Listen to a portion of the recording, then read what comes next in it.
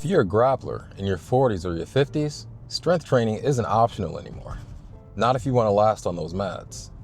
But it's not about gains, and it's definitely not about aesthetics. It's about keeping your body from breaking under pressure.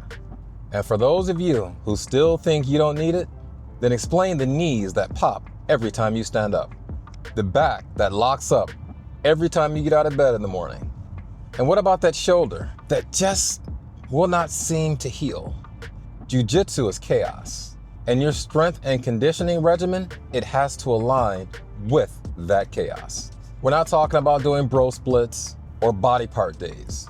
Today, we're talking about grappling specific strength training off the mats in order to keep you grinding it out on the mats. Welcome to the Alchemy of Struggle, baby.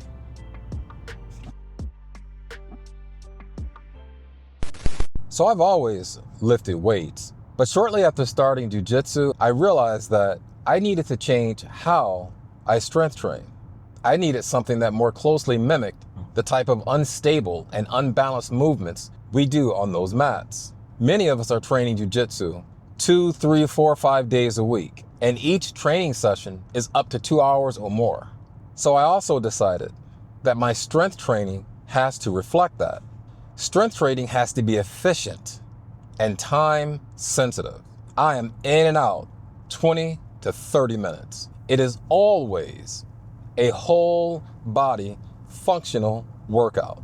Now I have about maybe five to seven regular workouts that I cycle through. Now, of course, I can't go into details on every single routine that I do. This video would be way too long and no one will watch it. But this is what I will do. I will create a free downloadable PDF that includes this 5 to 7 workouts that I cycle through. Well, I need at least 10 people to put in the comments, just say the word download. That would be enough for me to see it. But I will only do it if enough people actually request it, so I'm not wasting my time. These 5 to 7 workouts serve a couple of purposes. One, I'm very familiar with them. Number two, I have these workouts programmed into my watch.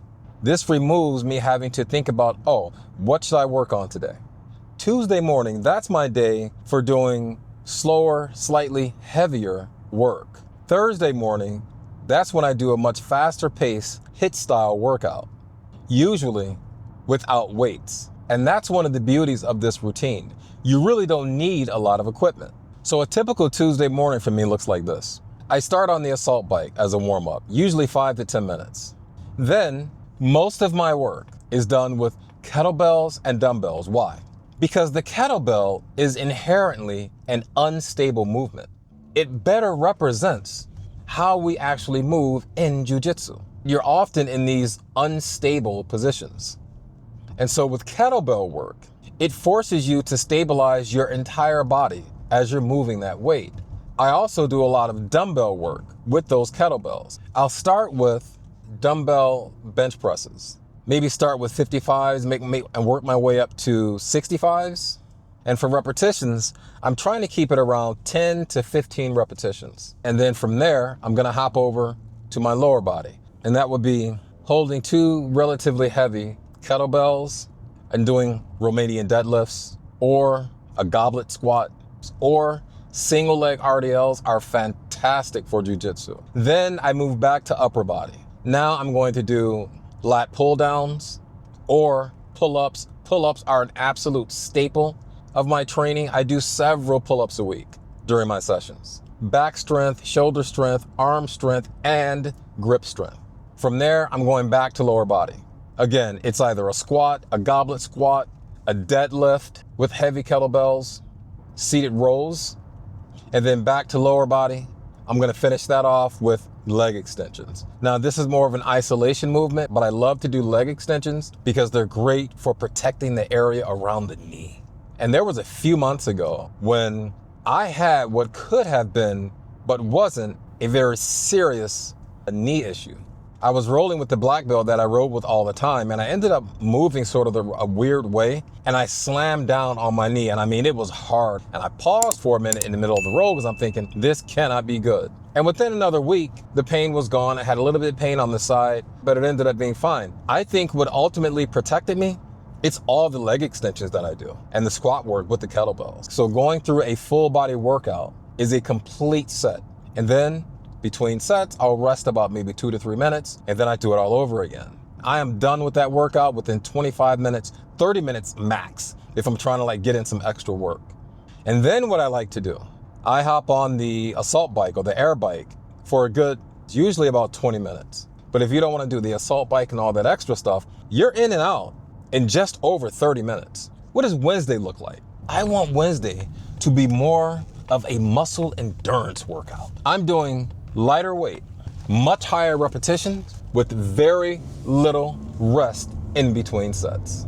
I'm not a CrossFitter, but I love some of the CrossFit HIIT style workouts. My favorite requires 0 weights. It is the workout of the day called the Cindy. When I describe it to you, it won't sound like much, but if you do it, you will be absolutely spent when you finish. It is 5 pull-ups, 10 push-ups, 15 bodyweight squats. And you repeat that as many times as possible for 20 minutes with very little rest in between those sets.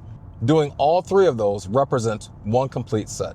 And I rest about 30 to 45 seconds in between and run through it again. And then of course, I top it off with the air bike. Now, another one that I love to do that's fantastic, I think, for grappling is one of their workouts called the Fran. Check this out. So the Fran is a set of squat thrusts and pull-ups.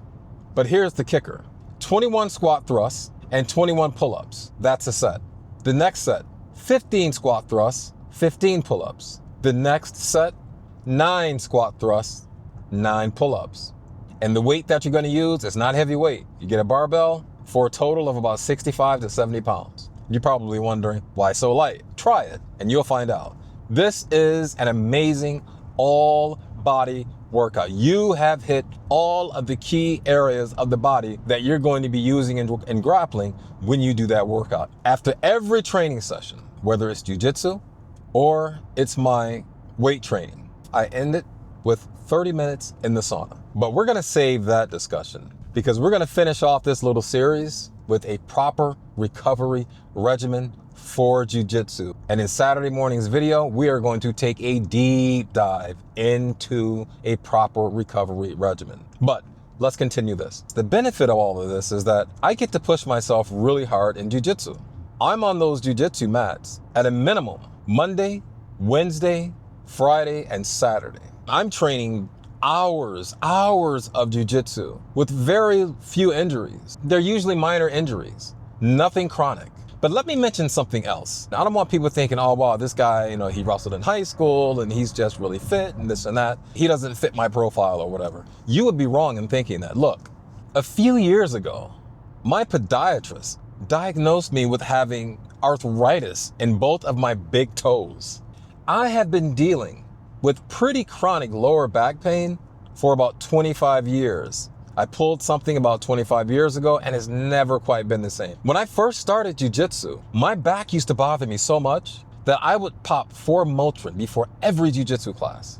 And now, check this out. If I don't train jiu-jitsu, my back bothers me more. There's something about jiu-jitsu and the weight training that helps me maintain my back issues. So I have my own issues and physical limitations. But what allows me to put in the amount of work that I put in is injury prevention, which we talked about in the last video, a grappling specific weight training routine designed for older grapplers, and a recovery regimen that I take just as seriously, if not more seriously, as I do my time on the mats.